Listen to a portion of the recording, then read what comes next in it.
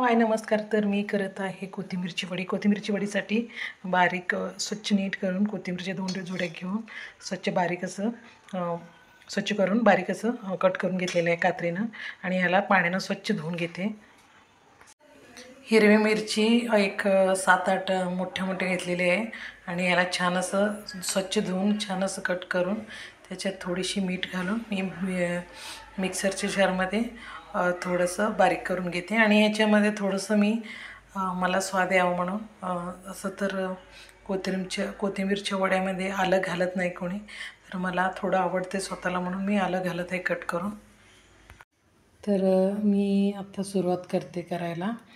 तर एक ताट घेतलेलं आहे. ताटामध्ये आता हे सगळं मसाला घालून घेते. ह्याच्यासाठी मी हिरवी मिरचीचं बारीक केलेलं ठेचा आहे आणि म्हणजे हिरवी मिरचीचं आणि आल्याचं पेस्ट आहे आणि हे मीठ आहे, हळद आहे, जिरं आहे, ओवा आहे, कारी मिक्स आणि हे धने जिरं पावडरचं डबा आहे म्हणजे आणि ह्याच्यात बेसनचं पीठ आहे आणि हे कोथिंबीर आहे. तर मी पहिला कोथिंबीर घालून घेते स्वच्छ धुतलेला.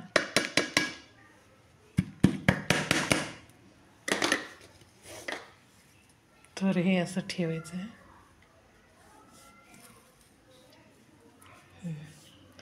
आणि ह्याच्यामध्ये थोडीशी मीठ घालून घेते मी, 1 चमचा, 2 चमचा मीठ घातलेले आहे आणि असं मिक्स करून घ्यायचं आहे मीठ, कारण ह्याला पाणी सुटते. आपण ह्याला पाणी अजिबात घालायचं नाही आहे. तर हे असं मिक्स करून घ्यायचं आहे. तर ह्याच्यामध्ये मी आता थोडीशी धने जिरं पावडर घालून घेते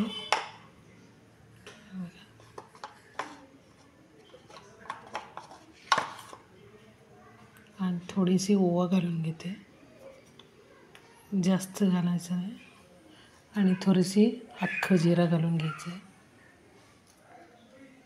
थोडंसं हळद घालून घ्यायचं आहे आणि हे आपलं जसं जसं हे करायचं आहे पीठ मळून घ्यायचं आहे तसं तसं बेसन घालून घेते मी. 3 चमचा घातलेला आहे, खाण्याचा चमचा, म्हणजे आपण जे नाश्ता करतो त्या चमचानं असं पीठ हलक्या हाताने मळून घ्यायचं आहे. ह्याच्यामध्ये तांदळाचं पीठ पण घालते. आता माझ्याकडे अवेलेबल नाही आहे तांदळाचं पीठ, त्याच्यामुळं मी नुसतं आपलं बेसनचं पीठ घालून घेत आहे. जसं जसं पीठ लागेल तसं तसं मळून घेत आहे मी, घेऊन जोपर्यंत हे पीठ एकजीव असं म्हणजे छान असं मळून घेत नाही, घट्ट होत नाही, तोपर्यंत हे असं पीठ आपल्याला एकजीव करून घ्यायचं आहे. आणि मी बरोबर 2 पेंडे घेतलेले होतं,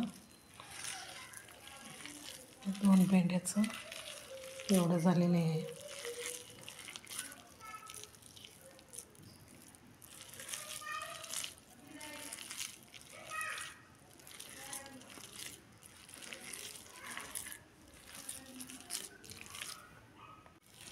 ह्याच्यामध्ये जे हिरवी मिरचीचं पेस्ट करून घेतलेले आहे त्याच्यामध्ये घालून घेतलेले आहे आणि असं छान असं मळून घ्यायचं आहे याला, पिठाला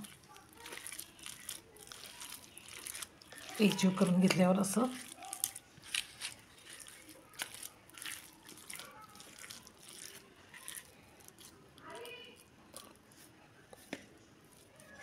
तर हे मी वेगळ्या पद्धतीने करत आहे वडी.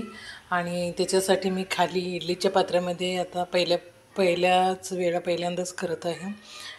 इडली पात्रामध्ये 4 माझं साचे आहे, त्याच्यामध्ये खालचं 2 साचे सोडलेलं आहे, 2 साचे भरलेलं आहे आणि त्या साचेला थोडंसं तेल लावून खाली तीळ लावलेलं आहे आणि वरसुद्धा डेकोरेशनसाठी आपलं तीळ हे शरीराला चांगलं असते त्याच्यामुळं वरचं पण तीळ घालून घेतलेले आहे. आणि हे बघा, हे पण एक आहे, ह्याच्यामध्ये ठेवून घेते मी आता आणि 10 मिनटं शिजवायला ठेवते. जसं आपण इडल्या शिजवते तसं हे शिजवून घ्यायचं आहे. आणि ही आपली कोथिंबीर वडी शिजलेली आहे. हे बघू शकता तुम्ही.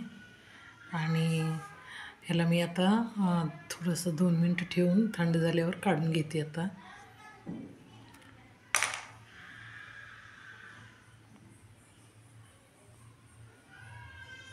मी अगदी सहज निघालेले आहे कोथिंबीर वडी आणि लवकर झटपट निघते आणि शिजते. याला फक्त 10 मिनटं, जेवढं आपण इडलीला घेतो तेवढं वेळ घ्यायचं आहे. आणि ह्याला असं मी कट करून घेते उभं असं, आणि मग नंतर फ्राय करून घेते. तर तुम्हाला लवकर झटपटीत पाहिजे असेल तर तुम्ही इडलीच्या साच्यामध्ये तुम्ही करून घेऊ शकता. हे बघा, कुठं पण चिकटलेलं नाही आहे, काही नाही आहे, सहज निघालेलं आहे वडी. आणि मी याला कट करून घेते, उभी अशी कापून घेते. हे बघा असं, कारण आपल्याला तळताना कुठलं हे होऊ नये, असं कट करून घेते मी. कट केल्यानंतर तुम्हाला दाखवते.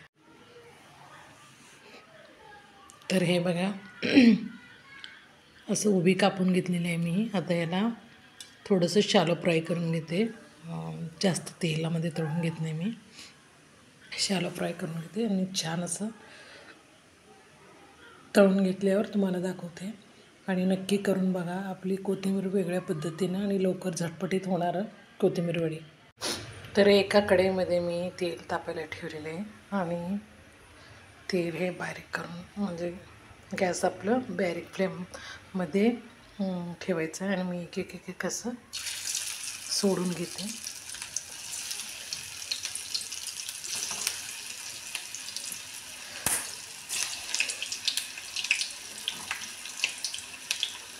छान असं परतून घ्यायचं याला.